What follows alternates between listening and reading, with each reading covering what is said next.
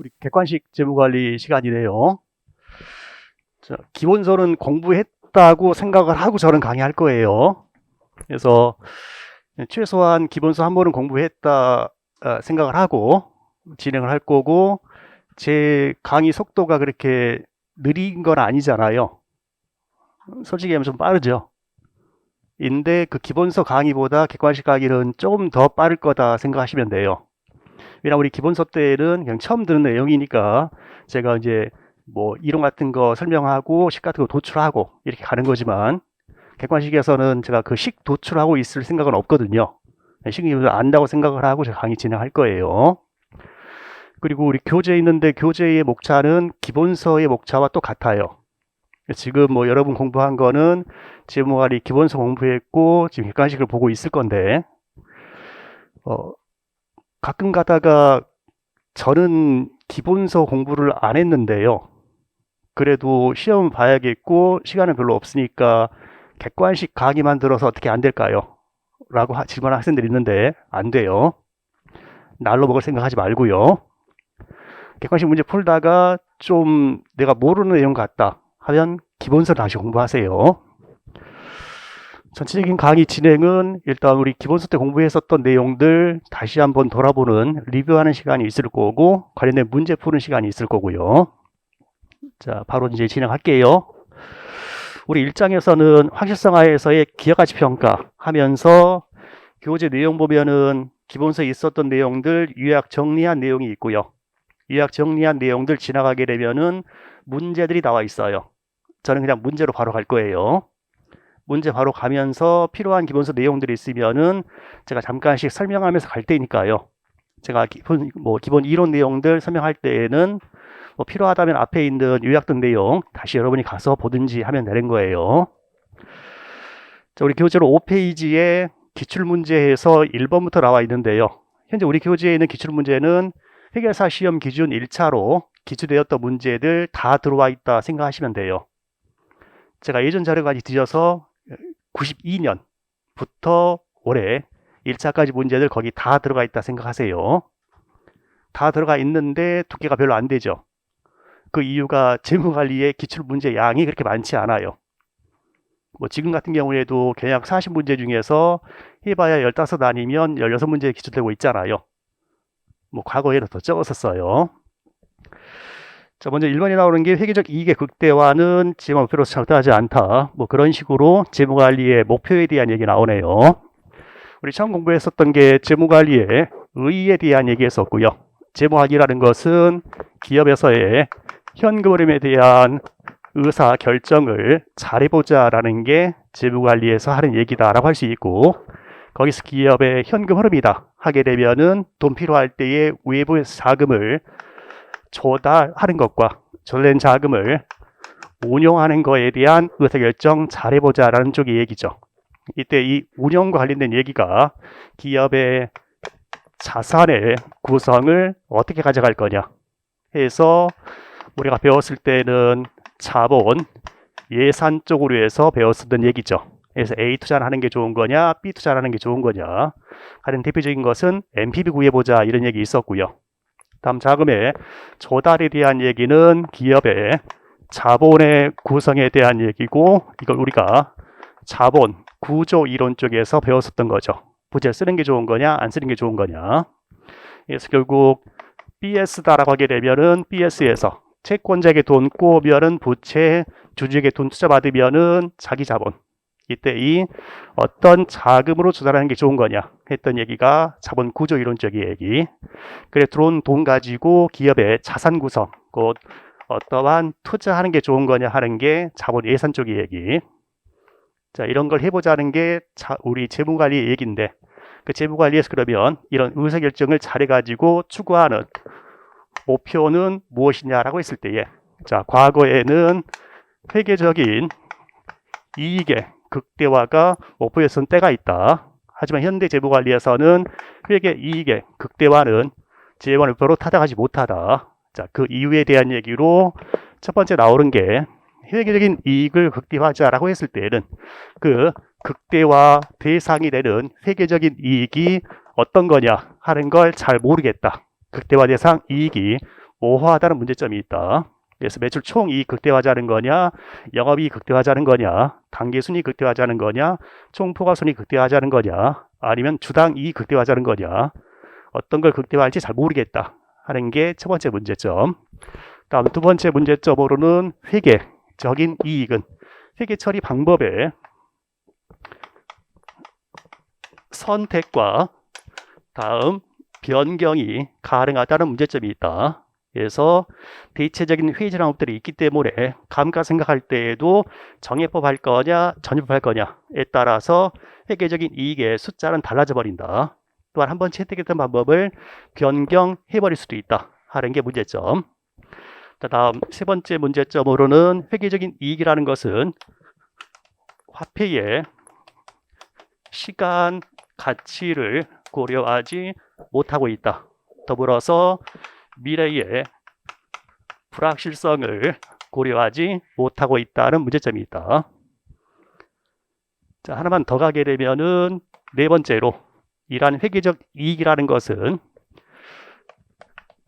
자기 자본 비용을 고려하지 못하고 있다. 혹은 자기 자본에 대한 기회 비용을 고려하지 못하고 있다는 문제점이 있다. 객관식 강의니까 기본서는 한번 공부했다는 가정하에서 강의를 진행하는 거라서 기본서 때는 이런 얘기 안 했지만 객관식 할 때에는 저 뒤에 있는 내용도 제가 언급할 수도 있는 거죠. 그래서 이러한 문제점 때문에 나오게 되었던 애가 어떤 애다? 일면 단기 순이익 계산 과정에서는 타인 자본 상회된 대가인 이자는 빠지고 있다. 하지만 자기 자본 상회된 대가인 자기 자본에 대한 기회 비용은 고려되지 못하고 있다. 그것까지 다 고려해보자 해서 나왔던 게 경제적 부가가치 얘기였죠. 경제 부가가치 EV에서는 세후 영업이익에서 총 자본에 대한 자본 비용을 다 차감하자. 얘까지 다 차감하자라고 나왔던 게 경제적 부가가치에서의 얘기였죠. 자, 그래서 현대 재무관리에서는 목표로 삼고 있는 게 기업의 가치를 극대화하자라는 것이 현대 재무관리의 목표이다. 거기서 기업의 가치라는 건 결국 기업 자산의 가치를 얘기하는 거고, 그런 기업 자산의 가치는 결국 그 자산에서 발생될 미래 현금 흐름의 현재 가치를 얘기하는 게 기업 자산의 가치. 거기서 이러한 기업 자산의 가치인 미래 현금 흐름의 현재 가치를 가장 극대화 시키기 위해서는 현금 흐름을 극대화시켜야 되는 거고, 더불어서 현재 가치를 극대화하기 위해서는 할인율인 자본 비용을 최소화시켜야 된다. 이때 현금 흐름을 극대화시키는 쪽의 얘기가 주로 자본 예산 쪽에서 나오는 얘기가 되는 거고, 할인율인 기회비용, 자본 비용을 최소화시키자라는 쪽의 얘기가 자본구조 이론 쪽에서 나오는 얘기인 거고,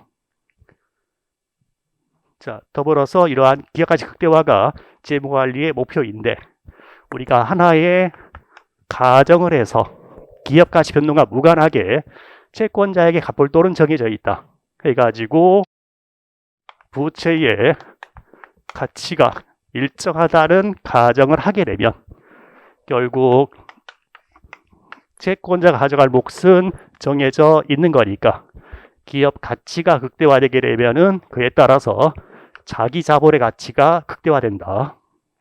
그러면 부채 가치가 기업 가치 변동과 무관하게 일정하다고 가정하게 되면 기업 가치 극대화는 곧 자기 자본 가치의 극대화와 동일한 의미가 되는 거였죠. 거기서 현대 사회에서는 이 자기 자본이 존재하는 게 주식회사의 주식으로 존재하는 거니까 자기 자본 가치 극대화는 곧 주식의 가치 극대화, 곧 주가의 극대화, 곧 주주 부의 극대화와 동일한 의미가 되는 거였죠.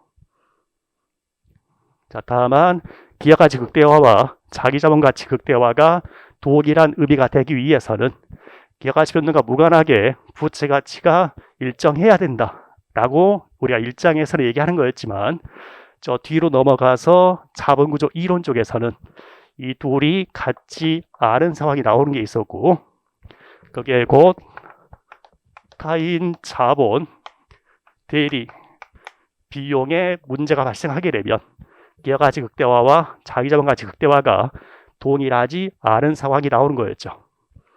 그래서 말을 다시 하게 되면은 타인 자본 대리 비용 문제가 발생하지 않는다면 기업 가치 극대화와 자기 자본 가치 극대화는 동일한 의미가 된다.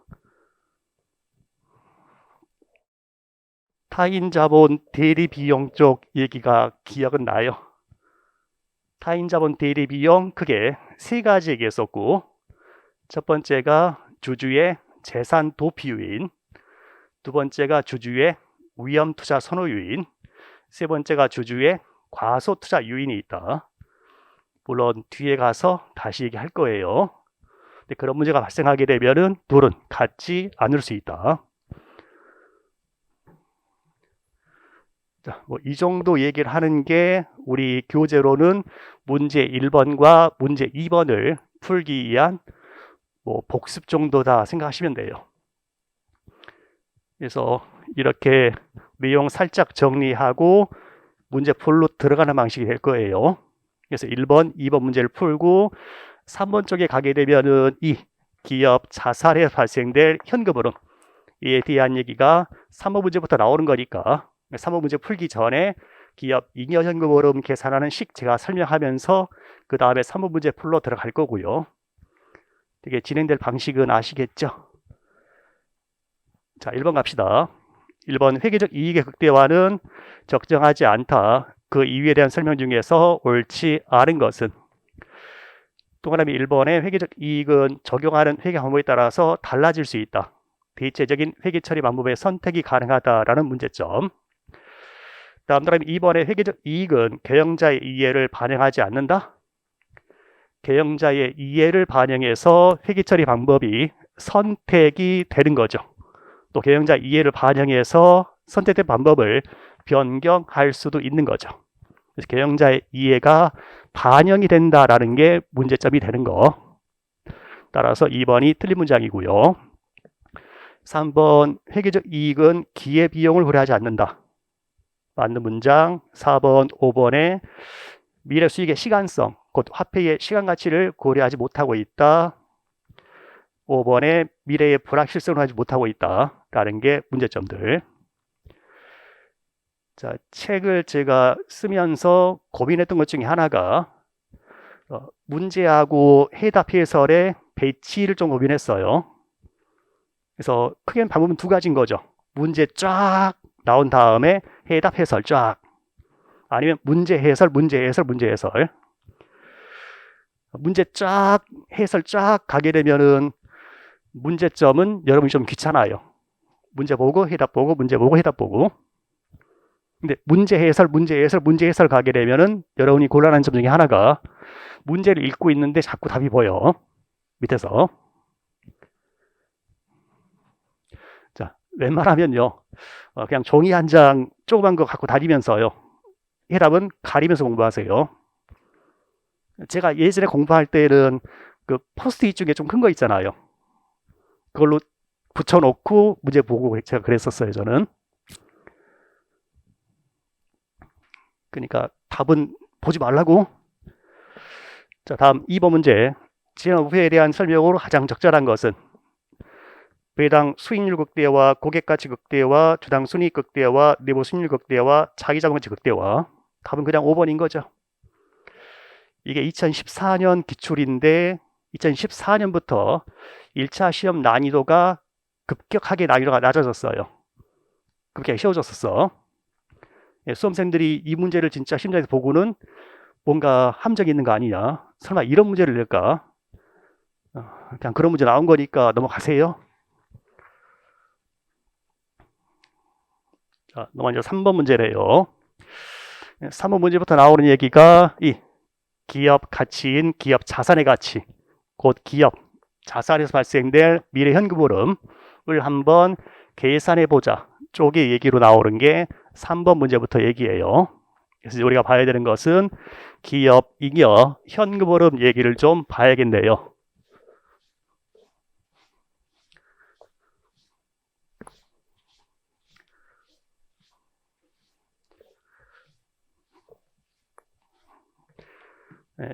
제 책 듣고 제 책 보고 제 강의 듣는 학생들은 항상 일장에서 기업 잉여 현금을 배우기 때문에 가장 잘 기억하고 있는 식들 중에 하나더라고요. 자, 기업, 잉여, 현금 흐름이다라는 거고, 얘는 기업의 자산으로부터 발생될 현금 흐름. 우리 크게 네 가지 구분했고, 첫 번째가 영업 현금 흐름이 있었고요. 두 번째, 수운전 자본의 변동으로 인한 현금 흐름. 세 번째, 비유동 자산에 대한 투자로 인한 현금 흐름. 네 번째, 이자 비용의 법인세 감세 효과라는 현금 흐름이 있었죠. 이때 영업 현금 흐름은 우리가 손익 계산서를 보고서 계산하는 현금 흐름이었고, 얘는 영업이익 EBIT에서 시작하게 되면 장사에서 영업이익 벌었으면 세금 당연히 나가는 거다. 그래서 곱하기 1 마이너스 법인세율. 문제는 이 EBIT 계산 과정에서 감가상각비가 차감되어 있는데, 감가상각비는 현금에 유출이 없는 비용이니까 다시 더해줘야겠다. 자, 얘는 다시 풀어서 쓰게 되면 현금 들어오는 수익에서 현금 나가는 비용 빼고 곱하기 1 마이너스 법인세율에 더하기 감가상각비의 감세 효과로 계산할 수도 있다. 우리 주로 이제 자본 예산 쪽에서는 밑에 있던 식을 썼던 게 일반적이고요. 자본구조 이론 쪽 가면서 무상장기역 갈 때에는 위에 있는 식을 얘기하는 게 일반적이고요. 다음 수른전 자본의 변동의 현금 흐름은 기초보다 기말에 수른전 자본이 증가했으면 돈은 나가는 거다. 그래서 순운전 자본이 증가하는 것만큼은 돈이 나가는 건데, 걔를 계산할 때에는 기초에 있던 수른전 자본에서 기말에 있는 수른전 자본을 차감하면 계산이 되는 거였죠. 수른전 자본이 더 증가한 것만큼은 돈이 나가는 게 계산이 되는 거였고, 다음 세 번째, 비유동 자산에 대한 투자로 인한 현금 흐름은 기초에 있던 비유동 자산은 아무 일 없어도 감가상각만큼은 줄었을 거다. 그거와 기말에 있는 비유동 자산을 비교해야겠다. 자, 근데 그거는 기초에 있던 기계장치는 아무 일 없어도 감가상각만큼은 줄어드는 거니까 생산 능력이 감소하게 된다. 그 생산 능력을 유지하기 위해서는 감가상각만큼은 돈을 다시 투자해야 된다. 이게 생산 능력을 유지하기 위해서 돈 나가는 거. 자, 그 생산 능력을 더 증대시키기 위해서는 기초에 있던 것보다 기말이 더 커져야 된다. 그래서 기말에 있는 비유동 자산이 기초에 있던 비유동 자산보다 더 커지게 만들기 위해서도 돈은 나가는 거다. 자, 걔는 다시 쓰게 되면 돈 나가는 게 감가상각 되는 것만큼도 다시 투자를 해서 생산 능력을 유지시켜야 되는 거고, 생산력을 증대시키기 위해서는 기말 비유동 자산 마이너스 기초 비유동 자산만큼도 돈을 더 투자를 해야 생산 능력이 증대가 된다. 보통 말로 표현하기에 이 부분만큼을 비유동 자산에 대한 순투자다라고 얘기해요. 순투자.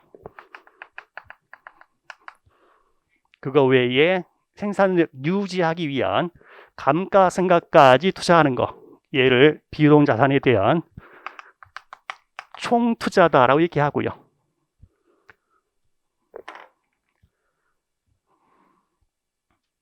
그리고 4번에 있는 이자 비용에 법인세 감세 효과가 있는 거고,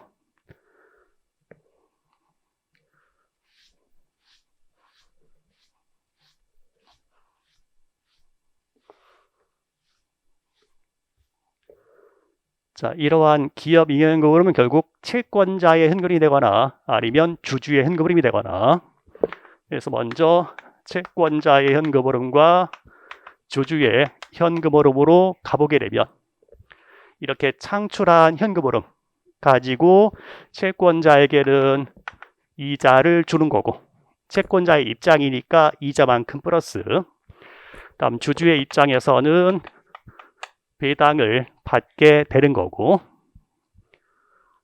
그 다음 두 번째로 이자 외에 채권자 입장에서는 기업이 기존 부채를 상환하면 돈 들어오는 거고, 기업이 추가 차입하면 얘는 돈 나가는 거고, 추가로 차입하면은 돈 나가는 거고, 기존 부채를 상환하면 돈은 들어오는 건데, 그걸 계산할 때에는 기초에 있던 부채 마이너스 기말에 있는 부채 해주게 되면 그 부채가 증가된 것만큼은 채권자가 돈 나가는 거다. 그다음 주주 입장에서는 배당은 받는 거지만, 자, 그거 외에 기업이 유상 증자하면은 주주 돈 나가는 거고, 기업이 자사주 매입하면은 주주는 돈 들어오는 거고, 그래서 유상 증자하는 것만큼은 주주 돈 나가는 거고, 그리고 자사주 매입하는 것만큼은 주주 돈 들어오는 거고, 그걸 계산할 때에는 기초에 있던 자기 자본은 아무 일 없어도 순이익 중에서 배당하고 남은 나머지인 유보된 금액만큼은 자기 자본이 증가하는 거다.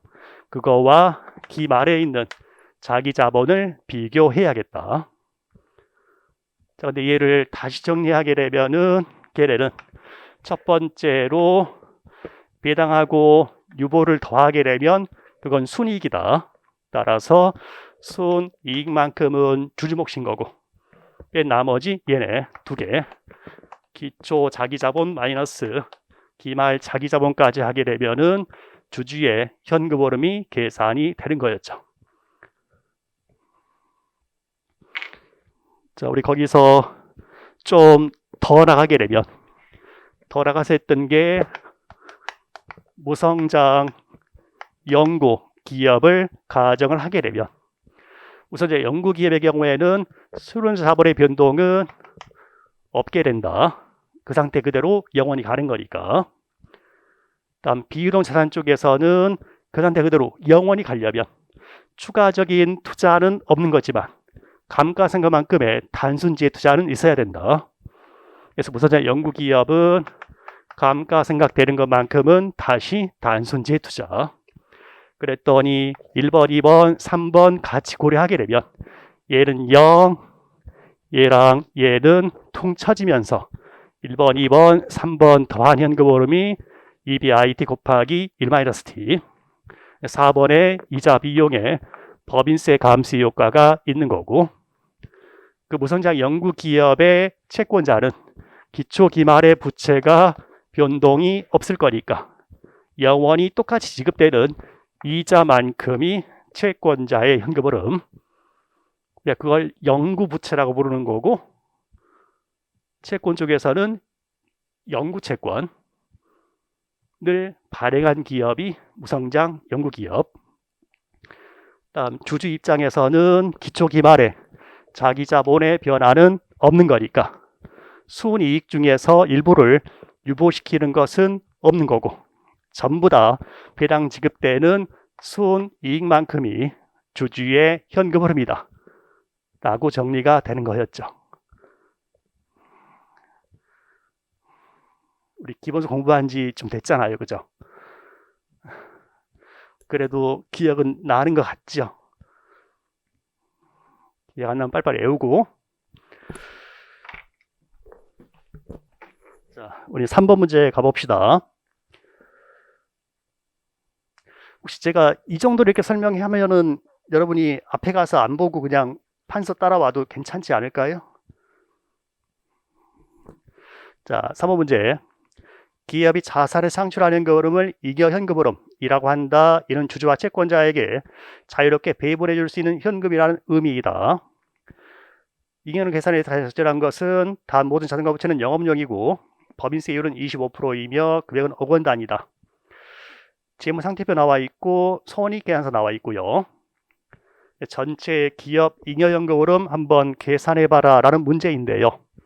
일단 먼저 계산할 게 영업현금 흐름 계산해줘야 되죠. 영업현금 흐름은 손익계산서 보면서 가는 거잖아요. 봤더니 손익계산서에 영업이익 나와 있죠. 순영업이익이 76억 원이다 라고 나와 있어요. 그래서 순영업이익이 76억 원 자, 곱하기 1 마이너스 문제에서 법인세율은 25%다라고 했거든요. 자, 그런데 이 영업이익 계산 과정에서 감가상각비가 차감되어 있는데 계리현금 지출이 없으니까 다시 더해줘야겠다. 그래서 감가상각비 있는 게 지금 손익계산서에 24라고 나와 있네요. 24만큼은 다시 더해줘야겠다. 그래서 계산되는 게 영업현금 흐름이고 걔는 플러스 81억 원이다 라고 계산이 되네요. 자, 다음으로는 순운전 자본의 변동으로 인한 현금 흐름이고요. 우리 여기서 이 순운전 자본은 계산할 때에 유동 자산에서 유동 부채를 빼서 계산하는 거죠. 자, 기초의 유동 자산 얼마예요? 기초 유동 자산이 100인가요? 기 말이죠, 그거. 100이 단기고요. 전기가 85예요. 그래서 기초 유동 자산은 85. 단기, 전기 헷갈리지 마세요. 보드 보는 거하고 자리가 바뀌어 있어. 자, 기말 기초 유동부채는 40이네요. 기초 순자본은 45죠. 기초 순자본이 45. 그리고 기말 순자본은 유동자산이 100, 유동부채가 50. 따라서 기말 순자본은 50 되겠네요. 그래서 기초 순자본 마이너스 기말 순자본 했더니 순자본이 5 증가했고 그만큼은 돈 나가는 거다 라고 계산이 되겠죠. 자, 다음 비유동자산에 대한 투자로 현금 흐름은 기초에 있던 비유동자산은 200가 아니고 165라고요. 165가 기초. 그래서 기초 165 마이너스 감가상각비가 24 마이너스 기말 비유동자산이 200이네요. 따라 계산된 비유동자산에 대한 투자로 인한 현금 흐름은 마이너스 59다라고 나와요.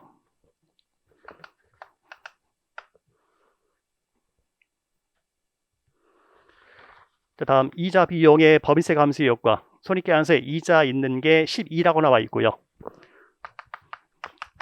법인세율은 문제에서 25다라고 했으니까 이자가 비용 처리되면서 세금 줄여주는 이자 비용 감소 효과는 플러스 3이다라고 계산이 되겠네요.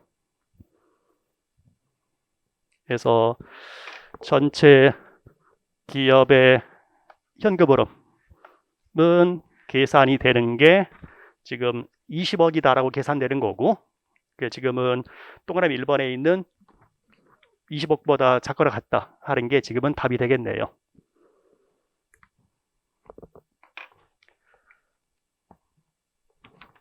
자, 그렇게 문제는 끝났는데 지금 공부하는 거니까요. 나머지 예를 또 계산하러 갑시다. 그러면 먼저 채권자 현금 중에서 채권자가 이자 받는다 하는 거는 채권자가 12만큼은 이자 받는다라고 계산될 거고요. 추가적으로 기초에 있던 비유동부채는 110인데 기말에 있는 비유동부채는 120. 따라서 110 마이너스 120 했더니 마이너스 10이다라고 계산되어서 전체 채권자의 현금 흐름 플러스 12 마이너스 10 해서 채권자는 플러스 2가 채권자의 현금 흐름 되겠네요. 자, 그러면 전체 기업 잉여 현금 흐름은 계산했더니 아까 플러스 22였었고요. 지금 채권자 현금흐름이 플러스 2가 같으니까 주주의 현금흐름은 얼마 돼야 되는 거예요? 기업 잉여 현금흐름은 영업활동에서 벌어들인 현금을 가지고 이러한 투자를 하고도 남은 게 기업 잉여 현금흐름. 그 중에 2는 채권자가 가져간 거니까 나머지 1,8만큼이 주주의 현금 흐름이 돼야 되는 거죠. 그래서 플러스 1,8만큼이 주주의 현금 흐름이 돼야 되는 거다.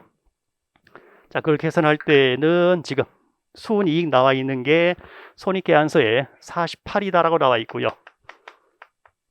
48. 그리고 기초에 있던 자기자본은 100. 기말에 있는 자기자본은 130.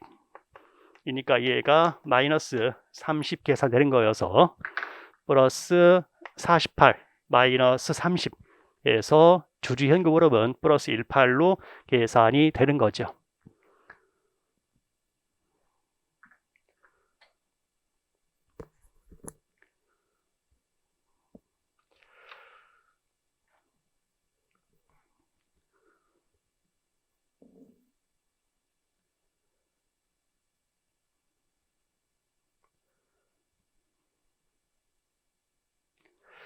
자, 다음 4번 문제 계속 갈 거예요.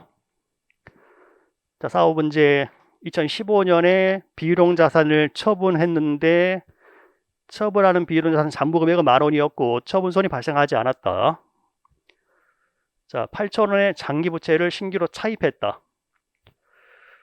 2014년과 2015년 재무제표 정보이고 법인세는 30%이다. 가장 적절한 것은 했어요.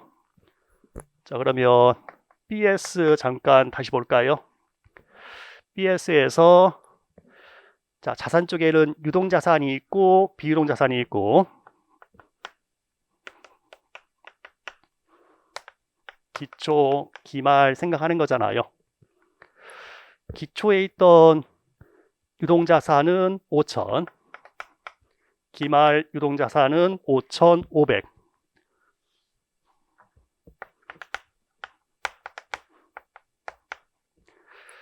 다음 비유동자산이 기초에는 25,000, 기말에는 30,000이고요.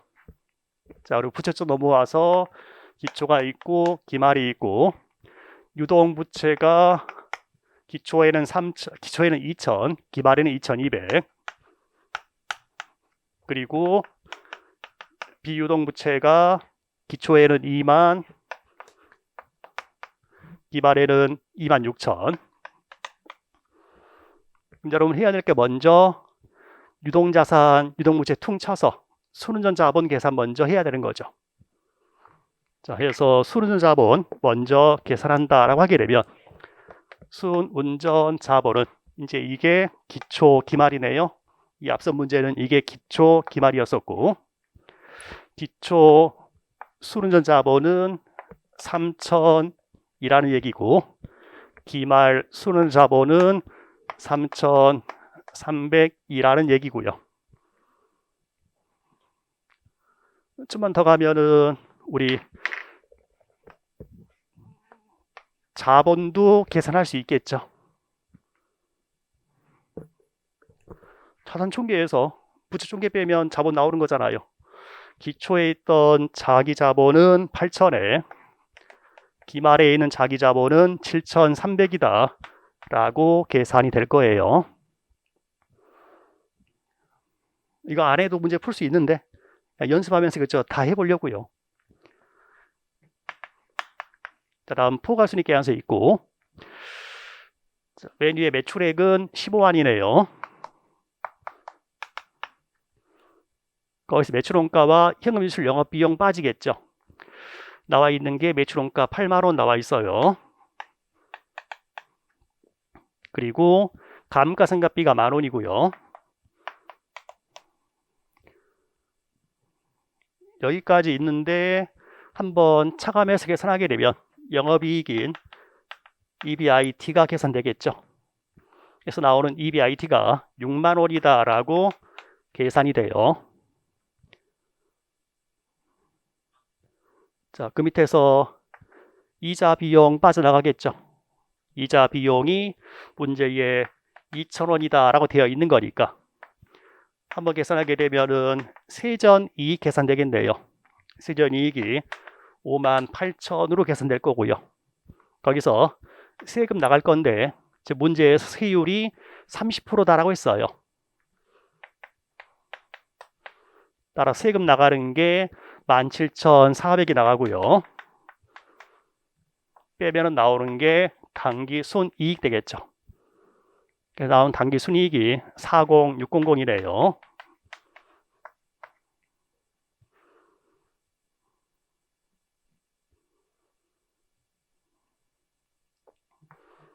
정도는 그냥 계산할 수 있는 거잖아요.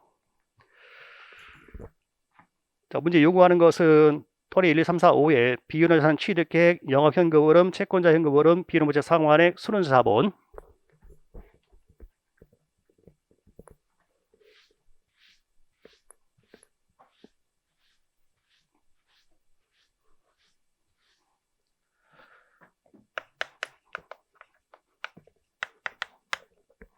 자, 제일 먼저 계산할 수 있는 게 영업현금흐름 계산할 수 있을 거고요. EBIT에 시작하게 되면 EBIT 곱하기 1마이너스 법인세율에 감가상각비 다시 더해주자. EBIT 계산된 게 6만이고요. 곱하기 1마이너스 법인세율은 30%이고 감가상각비는 10,000원이네요.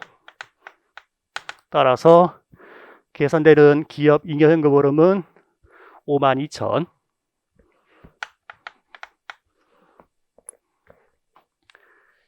인데 동그라미 2번에서 53,000이라고 했으니까 2번 틀린 문장 되겠네요. 다음 두 번째, 순운전 자본의 변동원의 현금흐름은 기초 순운전 자본 마이너스 기말 순운전 자본이고 기초에 있던 거는 3,000, 기말에는 3,300. 따라서 300만큼 돈은 나가는 건데 순환 자본이 증가한 것만큼 돈이 나가는 거다. 따라 동그라미 5번에 있는 순환 자본은 500이 아니고 300이 증가했다 하는 게 맞는 문장 되겠죠. 세 번째, 비유동 자산에 대한 투자로 인한 현금흐름은 기초에 있던 비유동 자산은 아무 일 없어도 감가상각만큼 줄어든다. 그거와 기말에 있는 비유동 자산 비교하자. 기초 비유동 자산은 25,000, 감가상각 10,000원, 기말 비유동 자산은 3만 했더니 마이너스 15,000.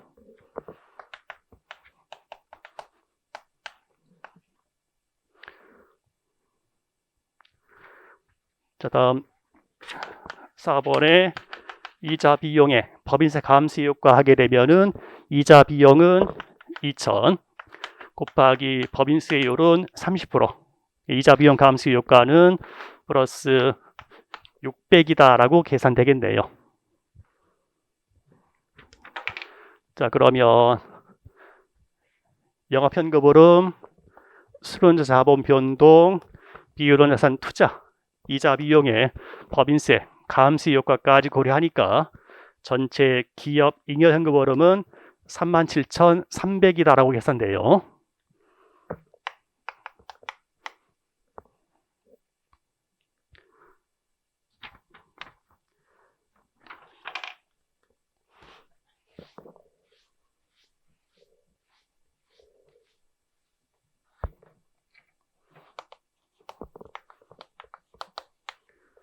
그 다음 채권자 현금흐름이면 첫 번째 채권자는 이자를 받는다.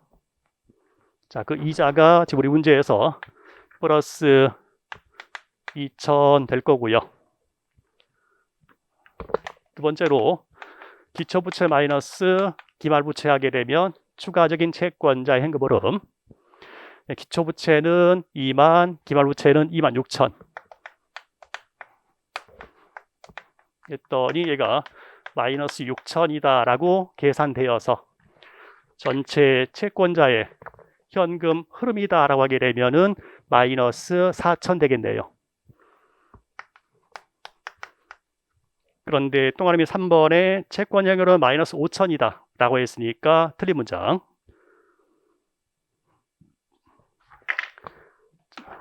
공부하는 거니까 주주 현금까지 가보게 되면 첫 번째로 순이익은 주주 몫이다. 그 순이익이 40600. 다음 두 번째로 기초 자기자본 마이너스 기말 자기자본 하면은 추가적인 주주의 순현금 흐름.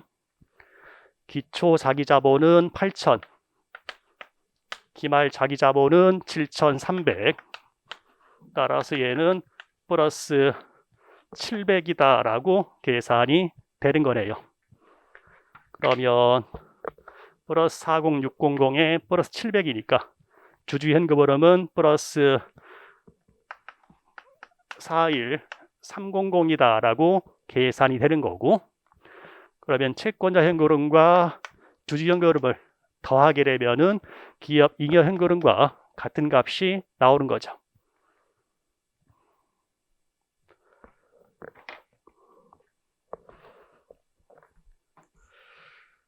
또 추가로 봐야 될 게 동그라미 1번하고 동그라미 4번 얘기인데요. 우리가 이거 얘기할 때에 걔는 원래는 기업이 추가로 차입을 하면은 채권자 돈 나가는 거고, 기업 기존 부채를 상환하면은 채권자는 돈이 들어오는 건데, 그걸 계산할 때에는 부채가 증가된 것만큼은 얘 돈 나가는 거다. 이거 계산할 때에는 우리가 보자고 했던 게 BS에 있는 장부 금액이 어떻게 변하느냐 하는 걸 보자고 했었어요.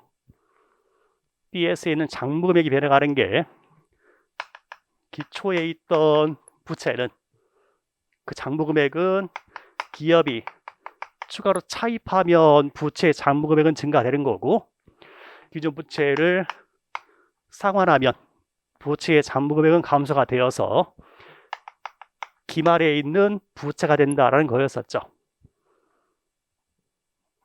이걸 2항에서 정리했더니 마이너스 차입 플러스 상환하는 것은 기초부채 마이너스 기말부채로 계산이 되는 거였고요. 자, 지금 우리 동그라미 4번에서 비율부채 상환액은 이라는 표현이 나와 있고요. 기초에 있던 부채는 2만이었어요. 거기서 문제 맨 위에 기중에 차입한 게 8,000원의 장기부채를 신규로 차입했다. 기중에 차입해서 증가되는 게 8,000만큼 증가됐고요. 상환한 금액만큼은 부채가 감소해서 기말에 있는 부채가 26,000이 된 거죠. 우리 여기서 기중에 상환한 금액은 계산할 수 있겠죠. 기중에 2,000 상환했다라는 게 계산이 될 거잖아요.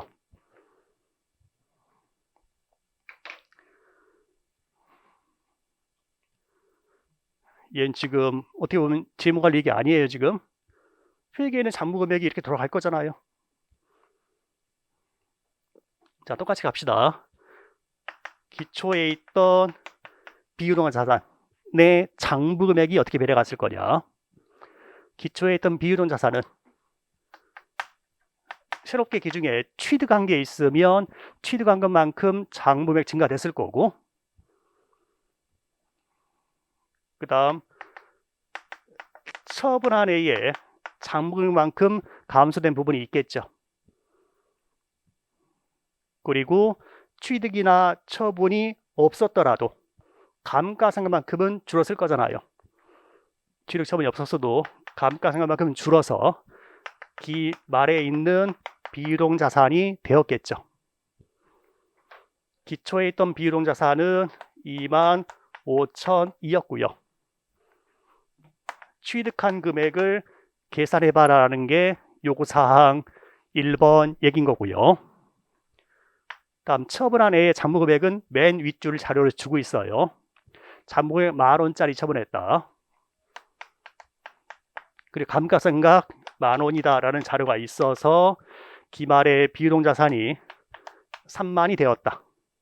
거기서 우리는 이렇게 취득한 금액을 계산할 수가 있겠죠. 역시 재무관리 아니고 회계에서 장부금액 변해가는 거 얘기일 뿐이에요. 자, 그러면 기초에 있던 자기자본은 기말까지 어떻게 변해가는 거예요? 기초에 있던 자기자본은 손익 중에서 배당한 거 말고 나머지 유보시킨 금액만큼은 자기자본이 증가가 되는 거고, 거기다가 기업이 만약에 유상 증자를 했으면 증가되었을 거고, 만약에 자사주 매입을 했다면 자기자본 감소되었을 거고, 자, 그래가지고 기말에 있는 자기자본이 되었던 거죠.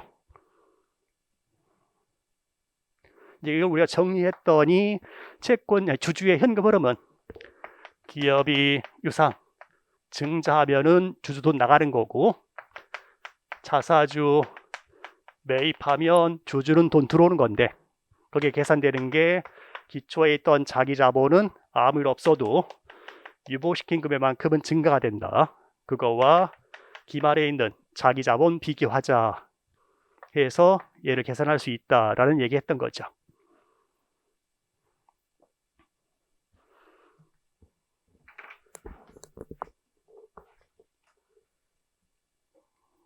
자, 그 정도까지 얘기가 4번까지 얘기였고요.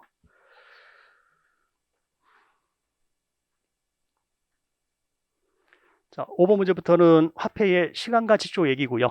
거기부터는 잠깐 쉬어갑시다.